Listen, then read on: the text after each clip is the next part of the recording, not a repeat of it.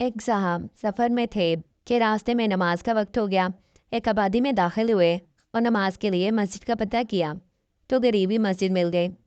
جب نماز کے لیے مسجد میں جانے لگے تو خیال آیا کہ اپنی سواری یعنی گھوڑا کس کے حوالے کروں؟ کہیں ایسا نہ ہو کہ میری غیر موجودگی میں کوئی میری سواری یا اس پر لگی بیش قیمتی زین جو کہ گھوڑے کی کمر پہ باندھتے ہیں چوری کر لے۔ امی وہ اس بھی ششو پنج میں تھے کہ ان کی نظر ایک نوجوان پر پڑی جو ان کی طرف ہی دیکھ رہا تھا۔ لڑکے کو اشارہ کر کے بلایا اور کہا کہ بیٹا میں مسافر ہوں، نماز کا وقت ہو گیا ہے،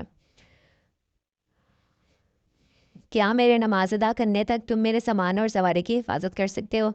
لڑکے نے کہا کیوں نہیں، آپ بے فکر ہو کر نماز کے لیے جائیں، میں آپ کے زبان کے پاس کھڑا ہوں۔ وہ صاحب بہت خوش ہوئے اور نماز کے لیے مسجد میں چلے گئے۔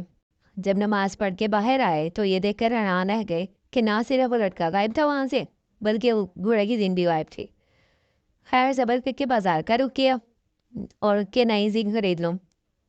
ایک دکان پر رکے تو دیکھا ان کی وہی زین اس دکاندار کی دکان میں لٹکی ہوئی ہے۔ انہوں نے دکاندار سے پوچھا کہ یہ زین تمہارے پاس کہاں سے آئی؟ اس نے جواب دیا کہ ابھی ایک لڑکا 2 درہم میں بیچ کے گیا ہے۔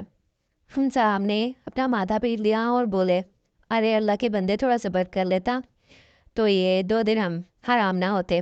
دکاندار نے پوچھا تو بتایا کہ میں نماز میں ہی سوچ لیا تھا کہ نماز پڑھ کے اس لڑکے کو 2 درہم دوں گا، مگر افسوس جلد بازی کی وجہ سے اس نے اپنی کمائی حرام کر لی۔